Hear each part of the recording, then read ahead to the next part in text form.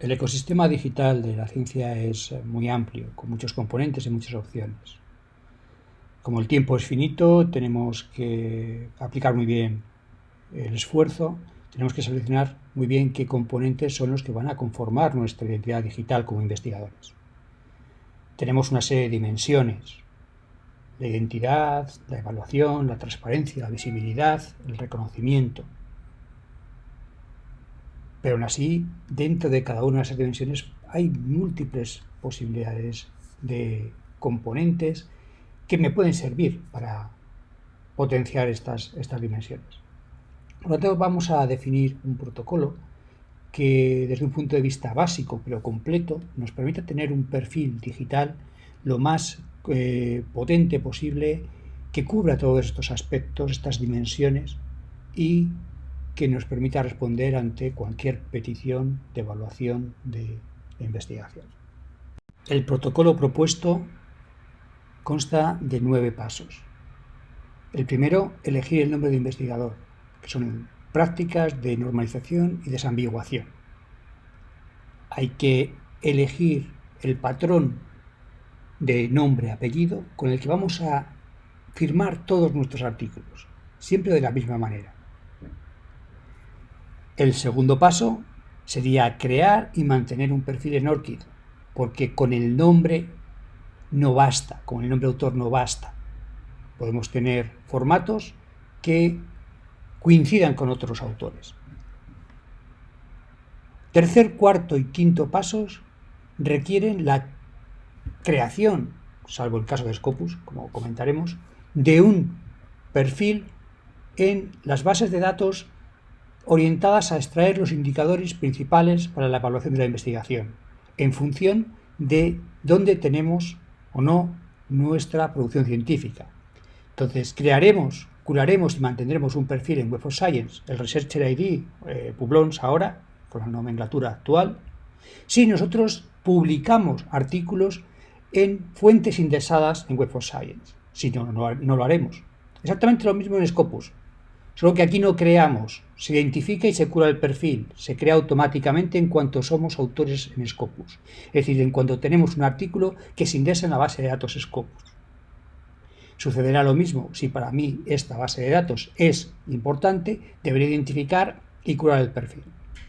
Y para todos, la creación y curación del perfil en Google Scholar, porque Google Scholar es el superconjunto de todas las bases de datos académicas. Entonces, cualquier producción académica, ya no solamente científica, que realicemos podrá estar recogida en Google Scholar.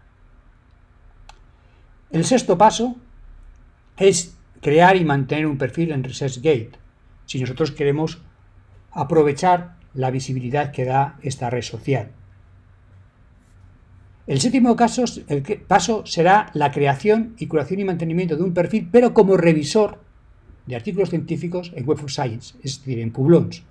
En el punto 3 lo hacíamos desde el punto de vista de obtener los indicadores de evaluación de nuestra producción científica. Aquí lo vamos a hacer desde el punto de vista de reconocer el trabajo que hemos hecho como revisores. Es diferente, lo vamos a separar, porque son dos aspectos, aunque sea el mismo perfil, que van orientados a diferente aspecto en nuestro perfil. El octavo paso será registrar toda esa identidad, que es la suma de todos los perfiles, en un formato que sea de fácil consulta y actualización, utilizando un documento en un procesador de textos o una hoja de cálculo. Y el noveno y último paso es divulgar, propagar nuestra actividad desde un punto de vista de divulgación y de comunicación científica. Hay muchas formas de hacerlo.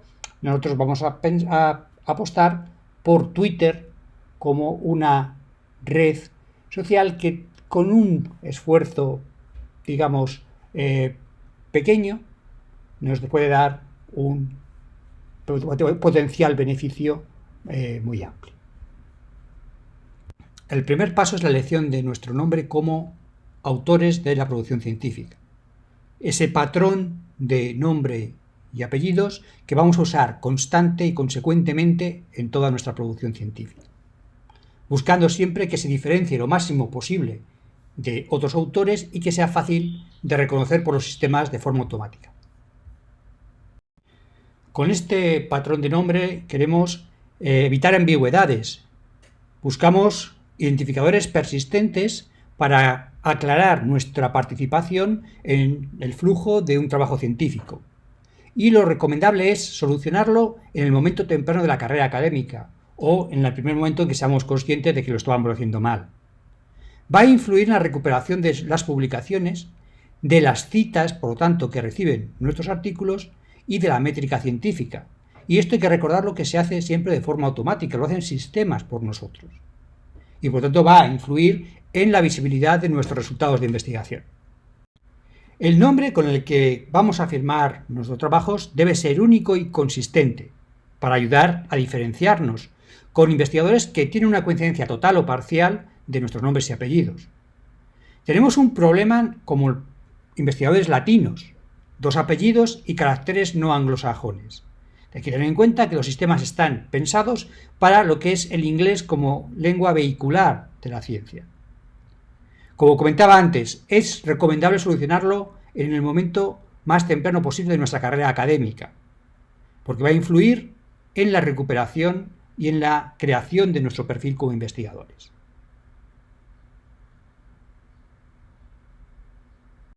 A la hora de elegir nuestro nombre como autores, algunas recomendaciones. En cuanto a los apellidos, si vamos a firmar con 2 apellidos, deberíamos unirnos con guión. También podemos elegir uno de ellos, el primero o el segundo.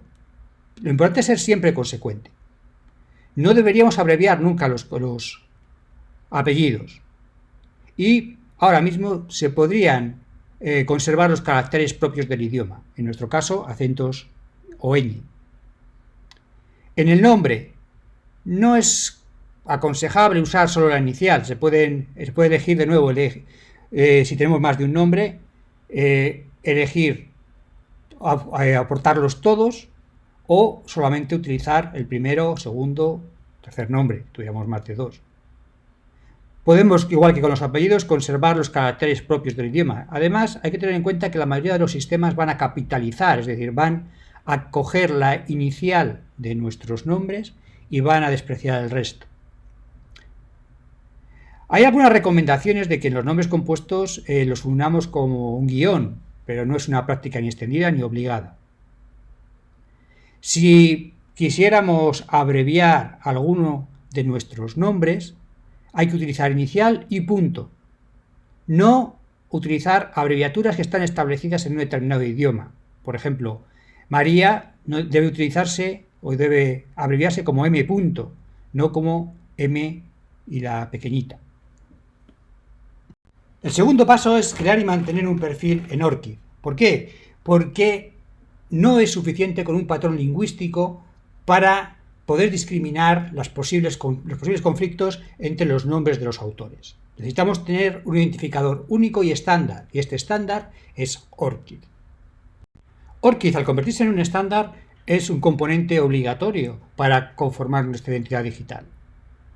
ORCID es el acrónimo de Open Researcher and Contributor ID y se puede acceder a través de la dirección https://orcid.org. ORCID es una organización que intenta asegurar que todos los trabajos científicos pueden ser atribuidos adecuadamente a los autores y es una organización sin ánimo de lucro.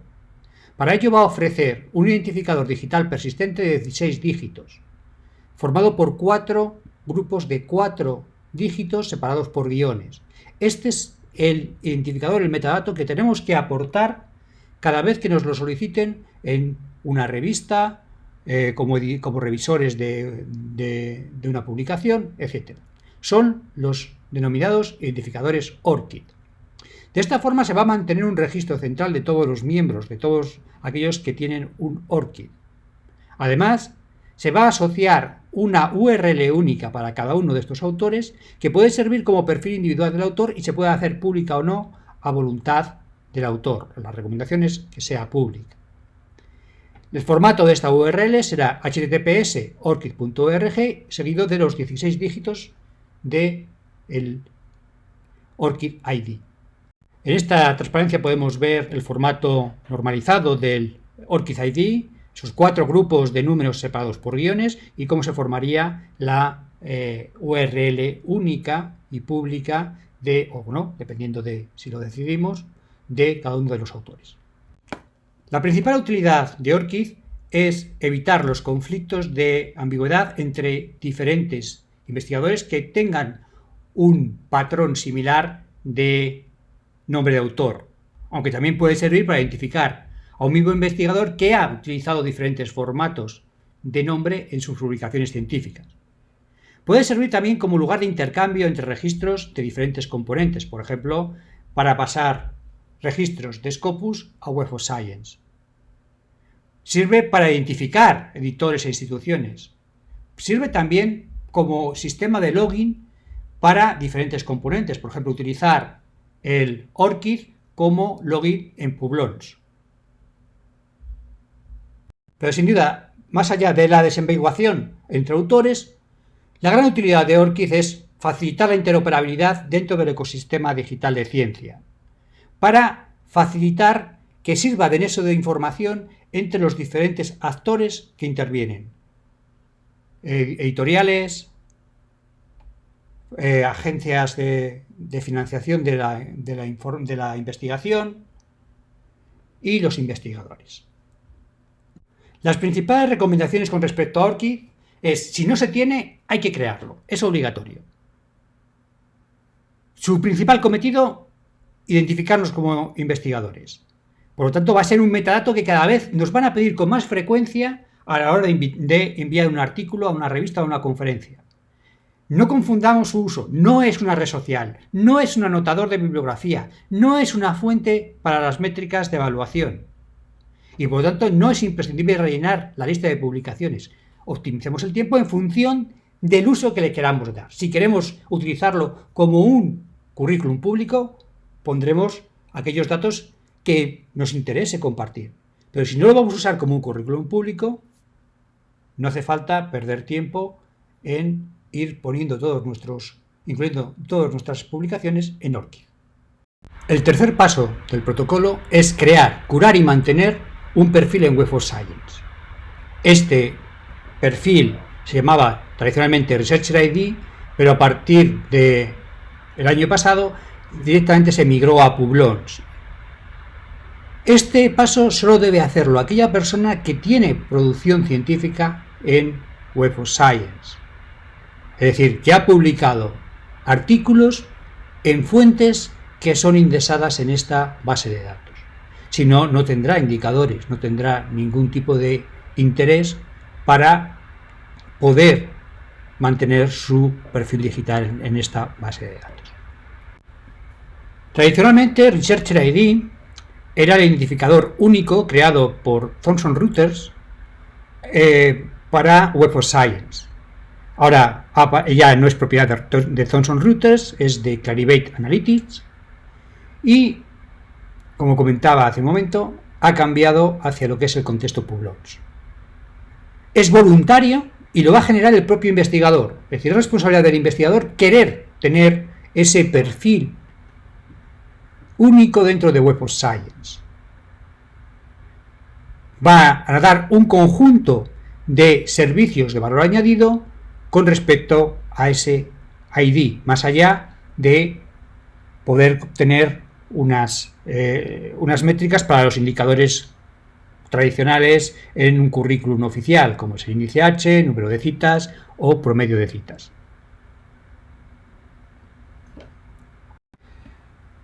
Researcher ID cambia a partir del 15 de abril de 2019 hacia lo que es el entorno de Publons, con la adquisición de esta red social o de este componente por Clarivate.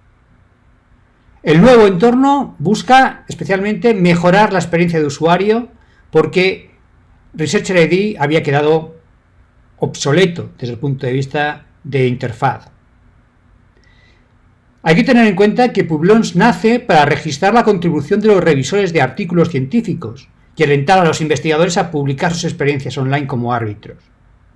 Sin embargo, en su versión actual sigue manteniendo esa filosofía con la que nace, pero integra las prestaciones actualizadas del Researcher ID de Web of Science. El cuarto paso de nuestro protocolo es identificar y curar nuestro perfil en Scopus. Es similar al paso anterior, solo que cambiando Web of Science por Scopus y con la importante diferencia de que en Web of Science esta actividad es voluntaria y es a iniciativa del investigador, mientras que en Scopus no puede hacer ninguna actividad de creación de un perfil. Scopus no permite que se toque nada, todo lo identifica y tú lo único que tienes que hacer es identificarlo y de alguna manera agruparlo bajo un identificador que te represente. Pero no creamos automáticamente por tener un artículo indexado en Scopus en el que somos autores, se nos va a asociar a ese patrón de autor un identificador en Scopus. Con la complejidad añadida de que si hemos utilizado n formas diferentes para poner nuestro nombre de autor en las publicaciones indexadas en Scopus, tendremos n identificadores de autor diferentes en Scopus que tendremos que unificar en uno solo para poder obtener unas métricas agregadas. Ese identificador que se asocia como autor de una publicación indexada en Scopus se llama Scopus Author ID y insisto en que es automático. Cualquier formato de autor en un artículo indexado en Scopus va a recibir un Scopus Author ID diferente. Estos identificadores de Scopus van a permitir recuperar la información y agregar la información correspondiente a un autor. Por lo tanto, vamos a tener que fusionar todos los diferentes identificadores de autor para poder agregar todas las publicaciones, todas las contribuciones asociadas a esos diferentes IDs. Todo lo que es el acceso a este perfil se va a hacer a través de la web de Scopus, que normalmente requiere una autorización, un registro de la organización a la que nosotros pertenecemos, o un acceso que nos pueden dar, por ejemplo, por ser revisores de artículos de revistas Elsevier. El quinto paso de nuestro protocolo es la creación y curación de un perfil en Google Scholar. Tiene el mismo cometido que los dos anteriores: obtener las métricas asociadas a los principales indicadores en las bases de datos de referencia, que son Web of Science, Scopus y Google Scholar. El caso de Web of Science, decíamos, es voluntario y lo debo hacer si mi producción científica está total o parcialmente en Web of Science. En Scopus no tengo que hacer nada, tengo que curarlo, identificarlo si tengo producción en Scopus, porque si tengo se va a asociar a un ID correspondiente a mi formato de nombre de autor. Puede ser que mi disciplina le interese o no tener esos indicadores, porque sea una base de datos de referencia, pero normalmente a cualquier institución universitaria le va a afectar para alguno de los rankings que utilizan Scopus como referencia. Por lo tanto, no está de más que si tenemos producción indexada en Scopus, la cuidemos y curemos ese perfil. Y por último, pues está Google Scholar, que es un superconjunto de toda la producción científica y académica que indexa Google. Por lo tanto, es la base de datos más amplia, es un perfil universal, y este va a servir para cualquier investigador con que haya publicado algo, con independencia de que tenga impacto o no tenga impacto, que esté en una base de datos u otra, en un idioma u otro. Entonces, es el perfil más amplio en el cual podemos obtener esas métricas, esos indicadores, y además con ese perfil universal nos va a permitir que cualquier investigador, con independencia de su rama de conocimiento, encuentre una representatividad y una visibilidad de su producción científica en esta base de datos. Google Scholar, por tanto, es una base de datos sobre publicaciones académicas que nos va a dar una serie de indicadores como son índice H, índice I10 y permite, bueno, pues algunos otros servicios. Por su carácter abierto, es uno de los principales perfiles de investigador para potenciar su visibilidad y la reputación científica. Es muy recomendable que todo investigador tenga un perfil público en Google Scholar, en aras a la transparencia y a la rendición de cuentas. Las métricas que va a calcular dan una idea de la presencia global que tiene el investigador en la comunidad académica, porque no es tan restrictivo como lo es Web of Science o Scopus. De hecho, aquí el concepto de obra es muy amplio. Puede ser una patente, un vídeo, un artículo académico, un artículo de divulgación, una obra docente. Esto en la comunidad crea sus diferencias. Hay investigadores que lo consideran muy adecuado por su transparencia y por su apertura, y hay otros que lo consideran que al tener una cobertura tan grande del concepto de obra académica es menos adecuado que Web of Science o Scopus, que van más orientados hacia la calidad. Pero cada uno lo que cumple es un cometido. No es que uno sea mejor u otro, simplemente hay que entender cuál es su significado. Con perfiles públicos se pueden hacer comparaciones, rankings, y de hecho ya figuran varios estudios que por países, por instituciones, de alguna manera ordenan a sus investigadores en función de esos perfiles de Google Scholar, lo cual es una forma de transparencia y una forma de dar información. Es sin duda la base de datos más grande que existe sobre obra académica y científica. Se calcula que su tamaño es de más de 400 millones de documentos y que aproximadamente un 75% de los investigadores inician su investigación desde Google. Por lo tanto, una de las claves actuales es conseguir que los trabajos de un investigador sean indexados por Google Scholar. Ya la mayoría de las revistas que publican en formatos digitales se indexan por Google Scholar. Pero si tenemos producción que no estamos seguros, o producción gris, literatura gris, en congresos, en capítulos de libro, informes técnicos, para asegurarnos que Google Scholar las indexe, las deberíamos subir a los repositorios institucionales, porque además serían obras que tienen una licencia Open Access. Siempre, en todo caso, respetando los derechos de explotación. Google Scholar tiene unas fortalezas claras. Localiza toda la literatura, especialmente la no anglosajona, que es la que peor controlan los sistemas de información y, de alguna manera, también las grandes bases de datos, como Web of Science o Scopus. Es muy útil en disciplinas que no emplean preferentemente las revistas como medio de comunicación, por ejemplo, la rama de humanidades. Y encuentra citas a libros y trabajos publicados en revistas secundarias, no incorporadas a esa corriente principal de la ciencia. Las debilidades podrían ser compartidas por casi cualquier base de datos científica. No existe control de calidad de las fuentes procesadas, errores de procesamiento de la información, algoritmos automáticos, errores en las referencias. Hay una falta de transparencia en el contenido de la base de datos. Insisto que esto también se le puede achacar a Web of Science o Scopus, y es muy costosa la recuperación y el tratamiento de los resultados en las búsquedas. Hay que depurar muchos los resultados, lo cual requiere tiempo. Especialmente después de una actualización importante de la base de datos de Google Scholar, lo cual se hace 2 veces al año, una aproximadamente por el mes de enero y otra aproximadamente por el mes de junio, los perfiles de los usuarios pueden verse afectados por los siguientes errores.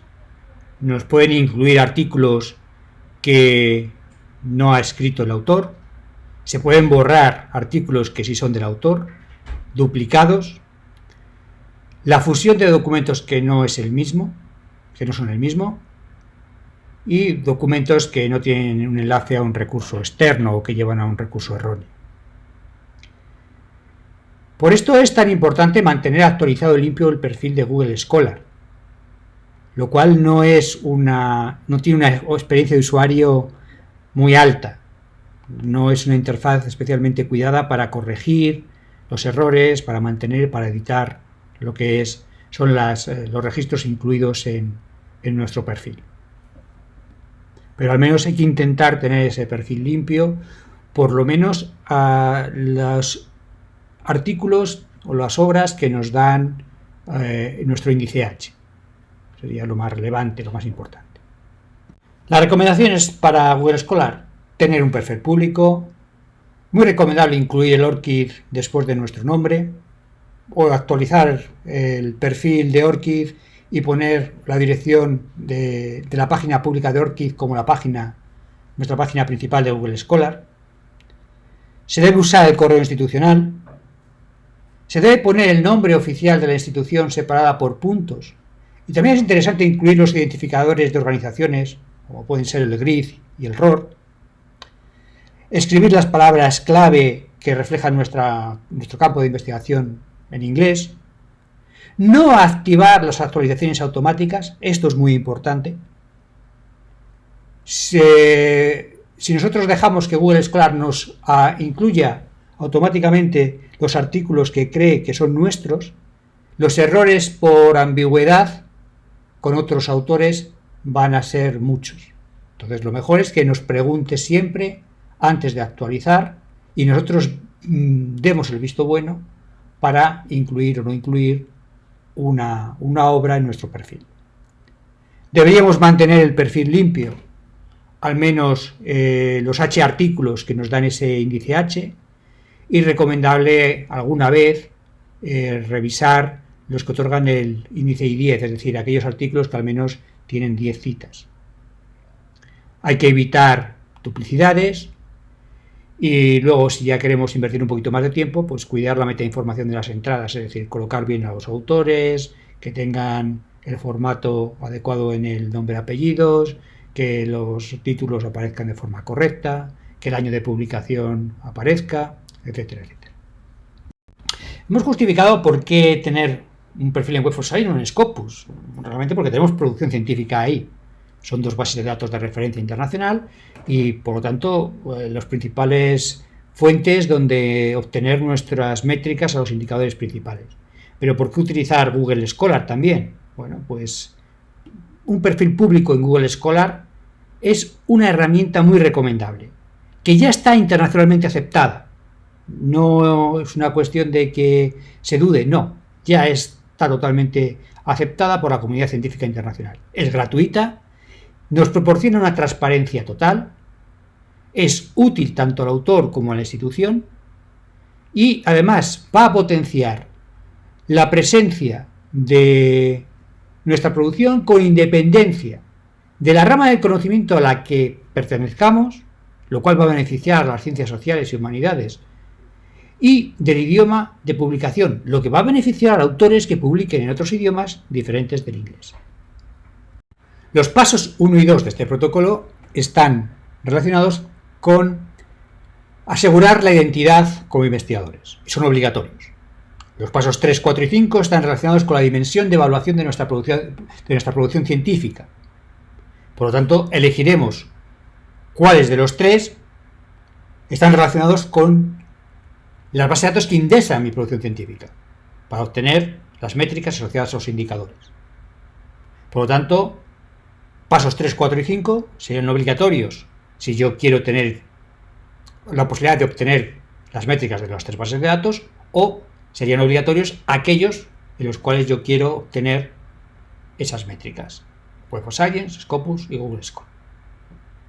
El paso 6 tiene que ver con la visibilidad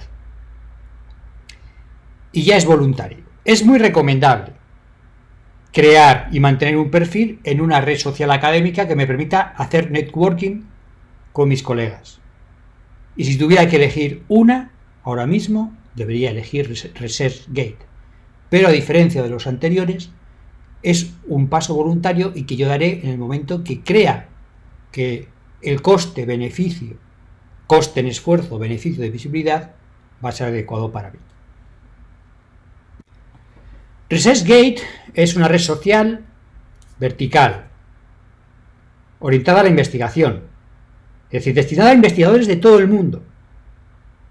Ya tiene un tamaño superior a los 100 millones de documentos, según informan ellos, lo cual no es muy transparente.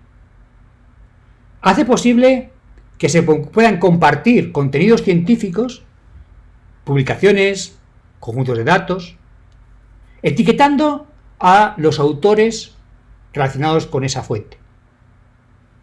Permite hacer consultas abiertas a la comunidad de investigadores. Permite recomendar trabajos de otros colegas.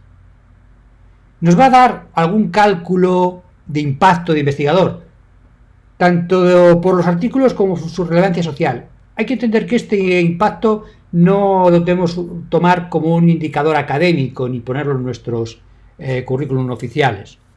Es más un sistema de gamificación, como explicaremos. Tiene un sistema de avisos muy orientados a que el investigador tenga conocimiento de lo que sucede en esa red social, especialmente en lo tocante a su producción. De manera que también es una especie de forma de incentivarlo a que siga vinculado y activo a la red social. Combina el descubrir contribuciones de forma automática con que el usuario, el investigador, pueda incorporar de forma manual sus aportaciones, sus contribuciones científicas. Además, hay una app para móviles, pero solamente a fecha de hoy para móviles iPhone. Como comentaba, ResearchGate tiene mucho peso como red social académica. De hecho, es uno de los sistemas de perfil de investigador más populares. Por tanto, si nosotros tenemos que elegir invertir esfuerzo en una red social, solamente en una red social académica, me estoy refiriendo al contexto vertical académico, no estoy hablando de redes sociales generalistas tipo Facebook, claramente ResearchGate ahora mismo es la mejor opción donde invertir nuestro esfuerzo. ResearchGate introduce una serie de criterios de calidad para el investigador, lo que es el ResearchGate Score y el Research Interest. Son dos índices que calcula de una forma bastante opaca y que nos permite medir de alguna forma la reputación científica o el interés de la comunidad científica en la producción de un autor. El más reciente es Research Interest, que se incorpora en febrero de 2019 y aparece como parte de las estadísticas. Estos indicadores los va evolucionando, va haciendo pruebas con ellos, nos va dando algunos nos va quitando. Tanto hay que tener en cuenta que no son indicadores que utilicemos o que debamos utilizar para evaluar nuestra investigación. Simplemente es un indicador más dentro de la red social de el impacto desde el punto de vista de interés que tiene nuestra producción científica en esa comunidad, en esa red social, y sobre todo tiene un efecto de gamificación, de comparación con otros colegas. No, insisto, no es un indicador o son indicadores que debemos utilizar en nuestros currículums de una manera pues igual que utilizar el índice H o las citas o el promedio de citas de Web of Science o School. ¿Cuáles son las recomendaciones de uso de ResearchGate?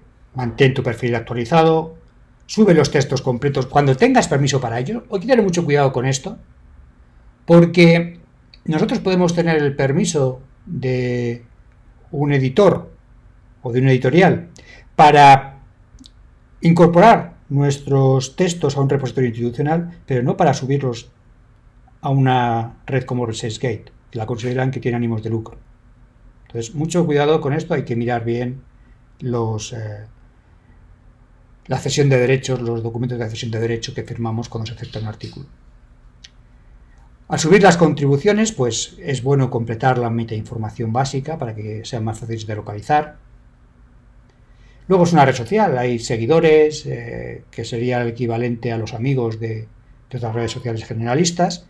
Entonces, bueno, pues se pueden seguir a los que te siguen, hay un tema de cortesía.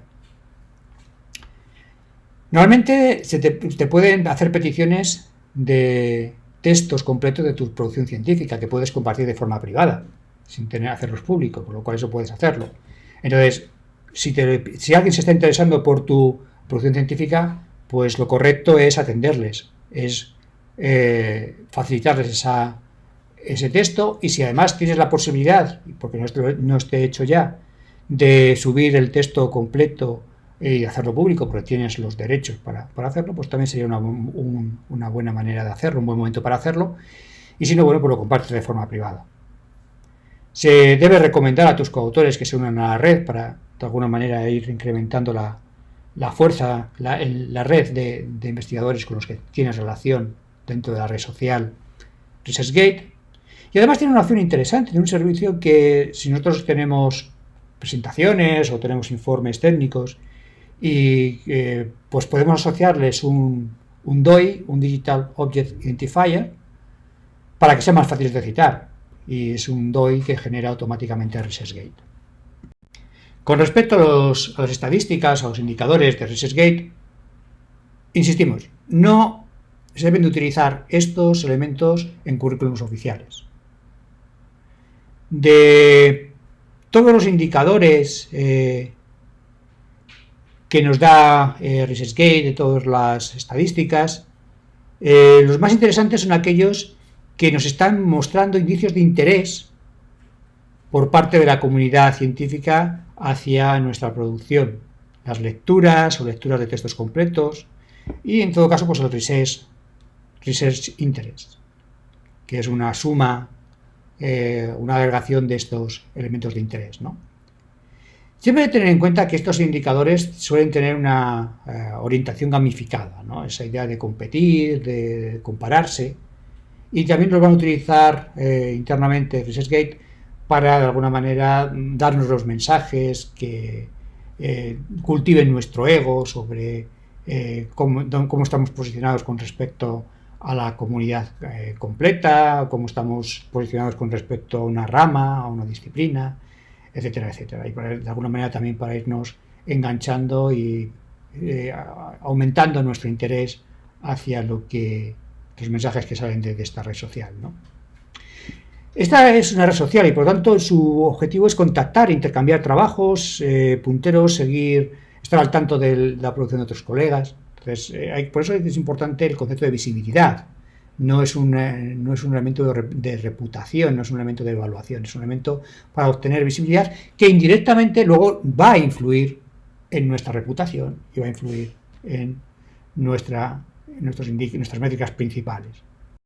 En el séptimo paso del protocolo vamos a volver a Publons, pero en este caso nos vamos a centrar en la parte que se dedica a la revisión de artículos científicos. La revisión de artículos científicos, la revisión de pares, es una parte fundamental sobre el que se basa todo el sistema de publicación de los artículos en revistas, libros, etc. Es una labor que a veces queda oscurecida, la importancia que tiene no se ve reflejada en las evidencias ni en los currículums. Entonces, el poder sacar y tener una evidencia de esta labor es muy importante, y con este objetivo nació Publons. Otra cosa es que posteriormente fue adquirida integrada con Web of Science, y tenemos esas dos facetas. La primera faceta ya la hemos visto en la dimensión de la evaluación de la investigación, y ahora la vamos a ver más que nada en la faceta del reconocimiento, en este caso del reconocimiento de la labor de revisión. Publons nace con esa filosofía de permitir que los revisores saquen a la luz su trabajo. En abril de 2019 se va a integrar con Researcher ID de Web of Science, pero no abandona esta funcionalidad de origen. De hecho, el nombre Publons significa la unidad fundamental de investigación científica que justifica ser publicada. La revisión por pares es un trabajo especializado, valioso, al que hay que dedicarle muchísimo tiempo, y además que sirve de alguna forma para ir incrementalmente haciendo ciencia. La finalidad de Publons originalmente es reunir y almacenar este contenido, estas revisiones, y si el revisor lo estima oportuno, aquí hay un tema ético que es la confidencialidad entre el revisor y el autor, pues podría también hacerlo público. Y de hecho hay corrientes que abogan por un sistema de revisión por pares, pero público, ¿no? En el octavo paso de nuestro protocolo, lo que vamos a hacer es registrar precisamente esta identidad digital que hemos ido construyendo como suma de todos los perfiles que tenemos en los diferentes componentes, en este caso en los componentes básicos que hemos seleccionado. La idea es que donde lo estemos registrando sea un documento de fácil consulta y actualización para poder referirnos a él, para poder transmitir todos estos indicadores donde haga falta y cuando haga falta. Lo importante es elegir el formato con el que nos sintamos más cómodos, ya sea un documento realizado con un procesador de texto en un formato tabla o en una hoja de cálculo que incluso nos puede servir para hacer gráficos comparativos, ¿no? La idea es reflejar de cada perfil los indicadores más relevantes del mismo, aquello que nos llame la atención, que sea significativo, ya sea para la evaluación de nuestra actividad, para visibilidad, transparencia, etcétera. Todo lo que es esas dimensiones de las que hemos hablado en nuestra identidad digital que queden reflejadas con los indicadores de cada uno de los componentes que estamos manejando, en los cuales tenemos una actividad y por lo tanto del cual nos interesa obtener esos datos. Siempre es muy importante cuando damos métricas asociadas a estos indicadores, incluir una marca de tiempo. Hay que recordar que estos sistemas son sistemas informáticos, automáticos, que van actualizándose continuamente. A veces se plantea como un incremento sobre estos indicadores, pero a veces, bueno, por lo que sea, hay errores, hay recálculos y entonces esas métricas asociadas a los indicadores pueden variar a la baja. Entonces siempre es bueno, sobre todo cuando estamos dando estos valores como parte de un currículo que va a ser objeto de una evaluación, indicar cuándo fue la fecha en la que se consultó y por lo tanto se tomaron los datos. Incluso si es muy importante en una acreditación, para optar a alguna plaza, para refrendar una propuesta de un proyecto, sacar unas capturas que acompañen o que de alguna manera nos sirva de evidencia de que esos datos fueron correctamente obtenidos en el momento que se indica. Voy a mostrar los dos formatos que personalmente utilizo yo para registrar lo que es mi identidad digital. El primer caso es una tabla hecha en un documento de Word, en el que en los principales perfiles donde yo tengo actividad, pues voy recogiendo aquellos atributos, aquellos indicadores que son más relevantes en función del perfil que estoy manejando. Entonces están todos los que se han comentado en este protocolo y algún otro en el cual también me interesa conocer cuál es la evolución o la presencia de mi actividad como investigador. Esta misma información también la recojo en una hoja de cálculo y esto me permite tener unos datos comparativos de aquellos indicadores que son los que más frecuentemente se solicitan en los currículum oficiales, índice H, número total de citas y promedio de citas en los últimos 5 años, ¿no? Entonces, de esta manera se puede comparar y se puede ver cuál es la situación de estos indicadores en los diferentes perfiles. Los más relevantes, los 3 que realmente son oficiales, y luego si se quiere, por curiosidad, tener una comparativa con los mismos datos en otros perfiles, por ejemplo en ResearchGate o en Microsoft Académico, Mendeley. Pues es una idea de global de cómo están estos indicadores. Pero realmente las 3 bases de datos importantes, siempre que se tenga que demostrar o proporcionar estas métricas para evaluación de la investigación, son Web of Science, Scopus y Google Scholar. Ya el noveno y último paso de este protocolo tiene que ver con la divulgación de la actividad. De alguna manera, el retorno a un contexto más social, no tan académico, de la producción científica que realizamos.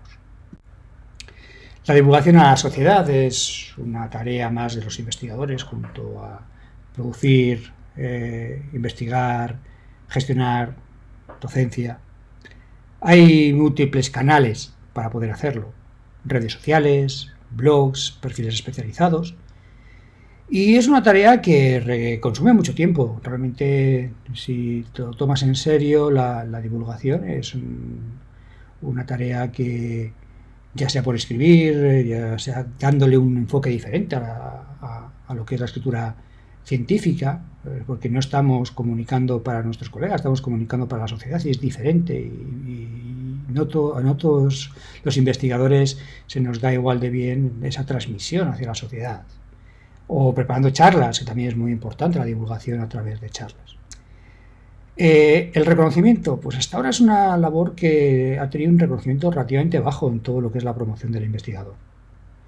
Cada vez se le intenta dar, pues, o que tenga una faceta más destacada. No vamos a decir que está todavía al mismo nivel que investigación y docencia, pero bueno, ya hay unas guías que ha desarrollado la CRUE y la FECIT para la valoración de la actividad de divulgación científica. Y lo que sí da, pues claro, es de visibilidad, porque es la forma de explicar tu producción a la sociedad y en general para los tomadores de decisiones y también a tus colegas, con lo cual también es dar visibilidad a lo que se produce y por lo tanto poder atraer más reconocimiento, más citas, etcétera. Sigamos, hay muchos canales para hacer divulgación científica. Cada uno de ellos es invertir de tiempo y cada uno tiene una estrategia. No es lo mismo utilizar una red social que utilizar un blog. Un blog requiere reescribir, dedicarle mucho tiempo, porque si no lo mantienes vivo, el blog no tiene sentido. Tienes que mantener a los suscriptores de ese blog en constante actividad, ¿no? Entonces es muy sacrificado. Ahí realmente quien lleva un blog científico pues sabe la cantidad de tiempo, la cantidad de trabajo que requiere el poder dotarle de esos contenidos y de alguna forma, bueno, pues obtener esos réditos de visibilidad. Quizá un canal que no requiere mucho tiempo, no requiere tanto tiempo, siempre tiempo y esfuerzo se requiere, es Twitter, ¿no? Porque de las diferentes redes sociales que son generalistas, pues es un canal muy interesante para hacer una difusión por su formato intuitivo, rápido, precisa, donde la eficiencia del mensaje es muy importante, ¿no? Y además tiene un enlace directo con todo lo que son las métricas alternativas. Entonces es un canal interesante para esta divulgación científica. ¿Cómo usar Twitter para difundir nuestra producción científica? Bueno, pues Twitter es una herramienta de microblogging, quizá la herramienta más famosa de microblogging. La idea sería diferenciar lo que es un uso personal de un uso académico, de lo que es realmente pues una cuenta de un grupo de investigación, de un proyecto, de una revista.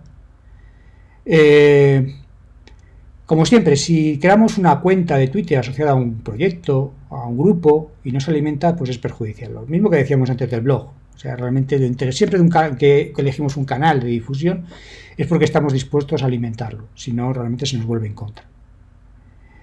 Cuando queremos comunicar algo, pues lo normal es que busquemos las franjas horarias más adecuadas, pensando en quiénes son nuestros lectores más potenciales, a quién va dirigido el mensaje, si compartimos un mismo país o compartimos otras zonas horarias, ¿no?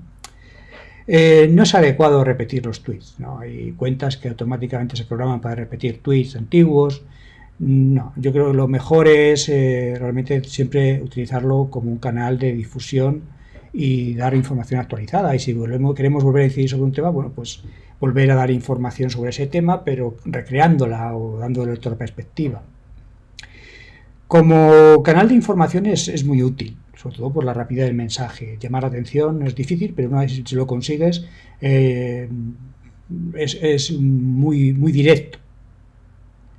Y además, para hacer un buen uso de esta red social tenemos que tener una buena política de hashtags, de etiquetas asociadas a los mensajes que lanzamos, ¿no? Además, conforme nosotros estamos creando una cuenta institucional o le queremos dar un uso a una cuenta personal, pues es importante seguir a las personas, instituciones, grupos, proyectos que tienen una relación directa con el contexto de investigación o de difusión que nosotros queremos darle a esa cuenta.